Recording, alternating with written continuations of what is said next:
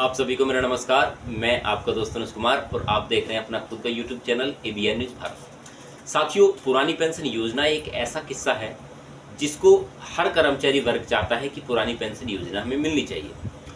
लेकिन उसके विपरीत अगर हम बात करते हैं पार्टियों के बारे में जो हमारा हक और अधिकार की बात करते हैं पुरानी पेंशन योजना को लेकर ही, उनमें कुछ ऐसे किस्से या कुछ ऐसे मूवमेंट आप सभी के लिए होते हैं जो शायद ही कुछ लोग आपको बताने का प्रयास करते हैं।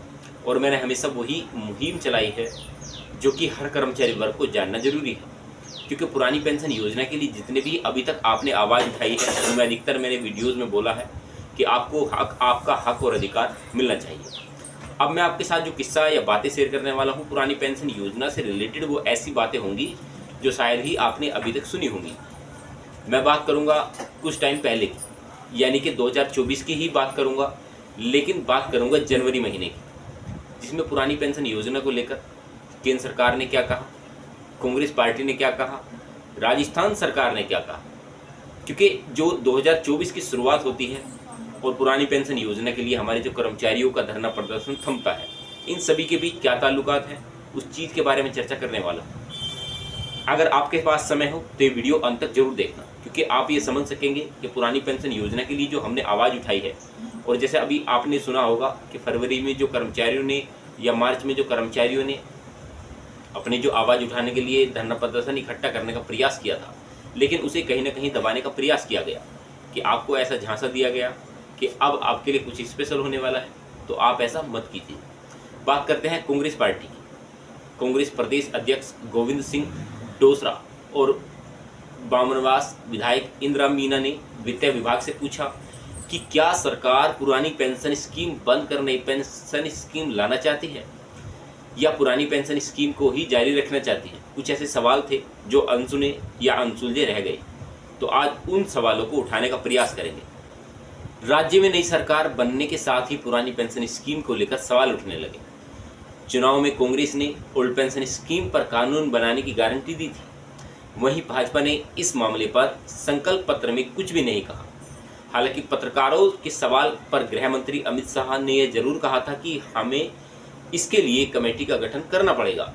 विधानसभा के पटल पर यह सवाल जनवरी के लिए सूचीबद्ध हुआ। उसी दिन डिप्टी सीएम और वित्त मंत्री दिया कुमारी के सदन में दिए बयान से अब स्पष्ट होगा कि राजस्थान के कर्मचारियों को पुरानी पेंशन स्कीम का लाभ मिलता रहेगा या कोई बदलाव किया जाएगा।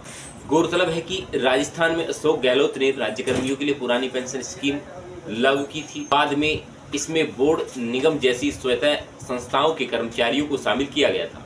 लेकिन नई सरकार बनने के बाद इस योजना पर सवाल उठने लगे, क्योंकि भाजपा इस मुद्दे पर अलग स्टैंड रखती है। इसलिए यह सवाल उठाए जा रहे थे कि क्या योजनाएं बंद हो जाएंगी।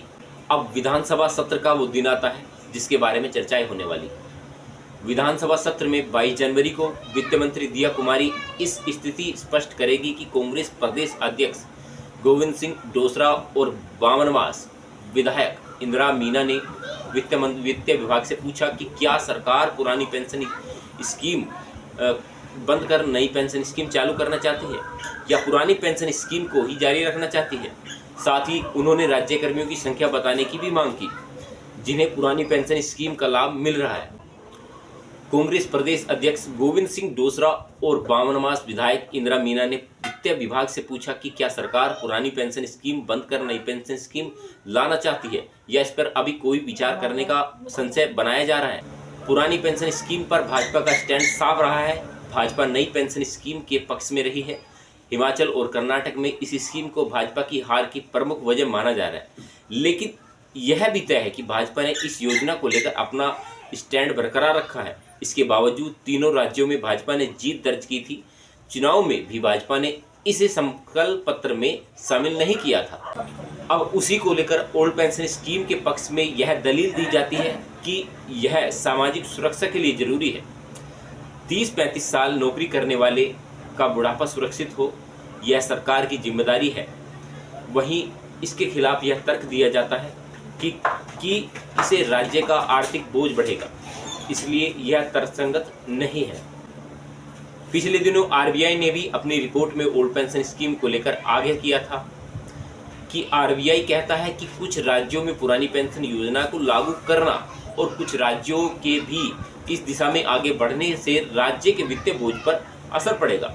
आर्थिक वृद्धि को गति देने वाले लागत की उनकी जो क्षमता है उसमें कहीं ना कहीं धीमापन देखने के लिए मिलेगा। उसके बाद समय आता है लोकसभा चुनाव के घोषणा पत्र शामिल करने का, यानी कि जो चुनावी घोषणा पत्र थे यानी चुनावी मैनिफेस्टो था उसको लाने की बारी आती है। उसको लेकर क्या विचार या क्या चर्चाएं थी वो शायद आप सभी जानते हैं, लेकिन उसमें कुछ खास पॉइंट ऐसे थे जो कर्मचारियों को जानना जरूरी है। लोकसभा चुनाव 2024 के लिए कांग्रेस ने अपने जो घोषणा पत्र जारी किया, इस मैनिफेस्टो में कांग्रेस का जोर केवल न्याय पर रहा। इस थीम के तहत उसने 5 न्याय और 25 गारंटियों का जिक्र किया। पार्टी ने महिलाओं, युवाओं, गरीबों और श्रमिकों के लिए कई लुभावने वादे किए, लेकिन कांग्रेस के मैनिफेस्टो में कर्मचारियों को पुरानी पेंशन स्कीम देने का वादा गायब रहा। इसकी वजह यह है कि इस योजना को लागू करना आसान नहीं है और कांग्रेस ऐसे वादे करने से बचती रही है। बता दें कि हिमाचल, राजस्थान, छत्तीसगढ़ जैसे राज्यों में कांग्रेस सरकार ने पुरानी पेंशन स्कीम को लाने का ऐलान किया था। सबसे ज्यादा चर्चा पुरानी पेंशन स्कीम के वादों को वापस लाने की हो रही थी। खासतौर पर हिमाचल प्रदेश में कांग्रेस की जीत के लिए भी ओपीएस को क्रेडिट दिया गया था। इस जीत से उत्साहित कांग्रेस ने राजस्थान, छत्तीसगढ़ जैसे राज्यों में भी ओपीएस लागू किया था। हिमाचल में तो कैबिनेट की पहली ही मीटिंग में पुरानी पेंशन स्कीम को लागू करने का फैसला हुआ था। कांग्रेस ने अपने घोषणा पत्र में ईवीएम से चुनाव न कराने का ऐलान भी नहीं किया। हालांकि उसने यह जरूरी कहा कि चुनाव जो है ईवीएम से ही होंगे, लेकिन मतदाताओं को अधिकार होगा कि वह वोटर स्लिप पा सकेंगे। इसके तहत उन्हें पता लगेगा कि उन्होंने जिसे वोट दिया था उसे ही मिला है या नहीं। पार्टी का मानना है कि ऐसे वादा करना उनके लिए बैकफायर कर सकता है, जिससे कहा जा सकता है कि ईवीएम से चुनाव नहीं कराएंगे। ऐसे वादे करने पर भाजपा मिथ्या प्रचार का आरोप लग सकता है।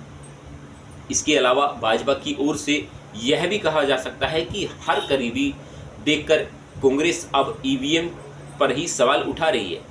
बता दें कि 2018 में कांग्रेस के अधिवेशन में प्रस्ताव पारित किया गया था कि अब हमें बैलेट पेपर से ही चुनाव कराने चाहिए। दुनिया के कई बड़े लोकतांत्रिक देश हैं जो आज भी चुनाव बैलेट पेपर से करा रहे हैं।